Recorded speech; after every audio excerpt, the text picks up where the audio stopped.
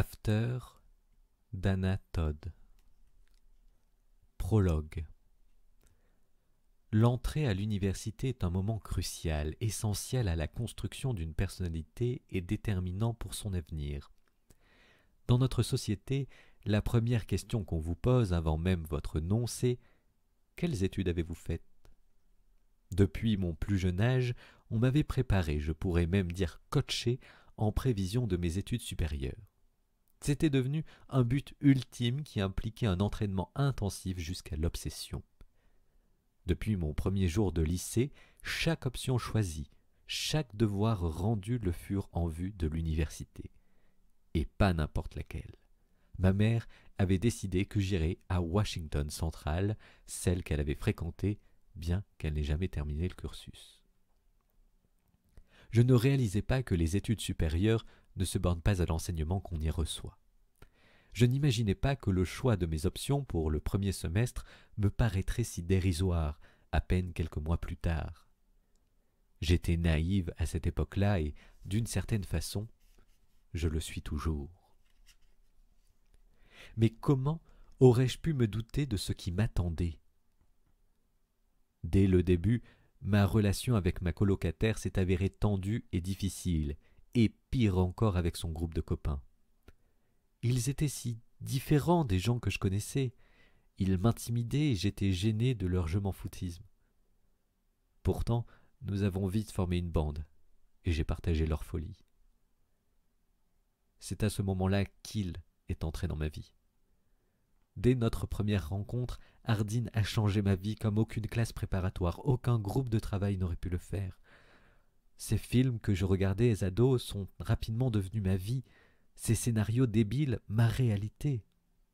Aurais-je agi différemment si j'avais su ce qui allait se passer ? Je n'en suis pas sûr. J'adorerais répondre sans ambiguïté à cette question, mais c'est impossible.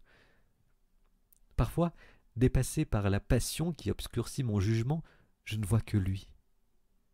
À d'autres moments, je repense aux souffrances dont il est la cause, à ma profonde nostalgie pour la personne que j'étais avant, et dans ces moments-là, je ne suis plus sûr de rien.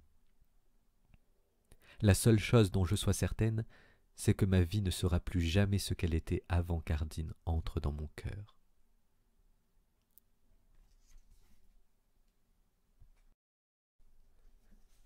Chapitre 1. Mon réveil va sonner d'une minute à l'autre. J'ai passé la moitié de la nuit éveillé, comptant les lignes de papier peint et repassant mon emploi du temps dans ma tête. Certaines personnes comptent les moutons, moi je planifie.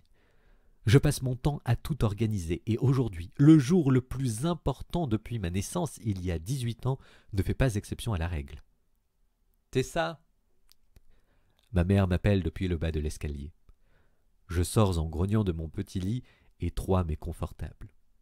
Je prends tout mon temps pour tirer méticuleusement les draps parce que c'est la dernière fois que je vais sacrifier à cette routine journalière. À partir d'aujourd'hui, cette chambre ne sera plus mon chez-moi. « Tessa ! Je suis levé !» En bas, le bruit des portes de placard qui s'ouvrent et se ferment en claquant indique qu'elle est au moins aussi paniquée que moi. J'ai l'estomac noué. Sous la douche, je prie pour que mon angoisse se dissipe au cours de la journée. Jusqu'à présent, toute ma vie n'a été qu'une succession de tâches accomplies en prévision de ce jour, mon premier jour à l'université. J'ai passé ces dernières années à anticiper ce jour avec nervosité. J'ai passé mes week-ends à étudier et à m'y préparer alors que mes copains sortaient, buvaient et faisaient toutes les choses que font les adolescents pour s'attirer des ennuis. Pas moi. Moi, j'étais la fille qui passait ses soirées à étudier, assise en tailleur sur le sol du salon, pendant que sa mère papotait et regardait des heures durant des programmes de téléachat dans l'espoir de trouver des nouveautés pour améliorer son look. Le jour où ma lettre d'admission à l'université de Washington Central est arrivée, j'étais au comble de l'excitation. Et ma mère a pleuré de joie pendant des heures. Je dois admettre que j'étais fier de voir que tous mes efforts avaient finalement porté leurs fruits. J'ai obtenu la seule université pour laquelle j'avais postulé et, du fait de nos maigres revenus, j'ai eu une bourse suffisante pour n'avoir à demander qu'un prêt étudiant minimum. En entrant dans la douche, mon corps évacue une partie de sa tension. Je reste là debout sous le jet d'eau chaude essayant de calmer mes nerfs, mais non, c'est tout le contraire. Je suis tellement inquiète que quand je me décide enfin à me laver, il me reste tout juste assez d'eau chaude pour me donner un coup de rasoir rapide sur les jambes. Au moment où je m'enveloppe dans une serviette, ma mère m'appelle encore une fois. Aujourd'hui, elle ne maîtrise pas sa nervosité. Je calcule que j'ai une petite marge de manœuvre et je prends le temps de me sécher les cheveux. Je sais qu'elle a le trac pour mon premier jour, mais j'ai tout planifié heure par heure depuis des mois. Nous ne pouvons pas être deux à bout de nerfs, et le meilleur moyen pour moi de l'éviter, c'est de suivre mon plan à la lettre. Les mains tremblantes, je me bagarre avec la fermeture éclair de ma robe. Je n'aime pas cette tenue, mais ma mère a insisté pour que je la porte. Je finis par triompher de la fermeture et sors mon pull préféré du fond de mon placard. Une fois habillée, je me sens un peu moins nerveuse, jusqu'à ce que je remarque un petit trou sur la manche de mon pull.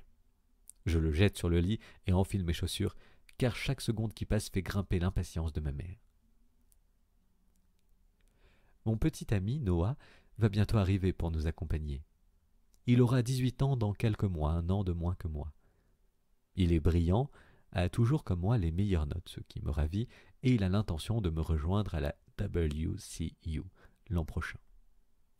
J'aurais vraiment aimé que ce soit cette année, surtout quand je songe que je ne connaîtrai personne là-bas, mais je suis contente. Il a promis de venir me rendre visite le plus souvent possible. Il n'y a plus qu'à espérer que ma coloc soit sympa. C'est tout ce que je le demande et c'est la seule chose que je ne peux pas prévoir. Teresa! J'arrive, maman, je descends. Je t'en prie, arrête de hurler mon nom comme ça. Noah est assise à la table en face de ma mère, les yeux rivés sur sa montre. Le bleu de son polo est assorti au bleu clair de ses yeux, et ses cheveux blonds sont coiffés à la perfection avec juste ce qu'il faut de gel. « Salut l'étudiante !» Il m'adresse un sourire éclatant.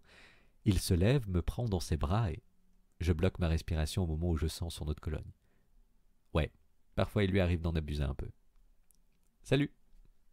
Je lui renvoie un sourire tout aussi lumineux, essayant de cacher ma nervosité, puis j'attache mes cheveux ébouriffés en une queue de cheval maladroite.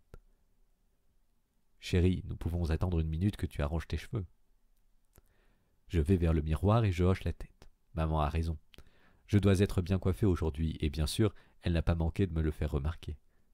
C'est vrai, j'aurais dû boucler mes cheveux comme elle aime, en guise de petit cadeau de départ. « Je vais porter tes bagages dans la voiture », propose Noah en tendant sa main ouverte à ma mère pour qu'elle y dépose les clés. Il me pose un petit baiser rapide sur la joue et sort de la maison, les valises à la main, suivi de ma mère. La deuxième tentative pour arranger mes cheveux se conclut par un résultat plus satisfaisant. J'en profite pour passer un dernier coup de brosse sur ma robe grise. Chargé de toutes mes affaires, je me dirige vers la voiture. J'ai un nœud à l'estomac, mais je suis sûr que les 2 heures de voiture vont m'aider à m'en débarrasser. Je n'ai pas la moindre idée de ce que va être ma vie à l'université, et maintenant une question me hante encore plus que toutes les autres. Vais-je me faire des amis? Chapitre 1 terminé. Merci de l'avoir écouté.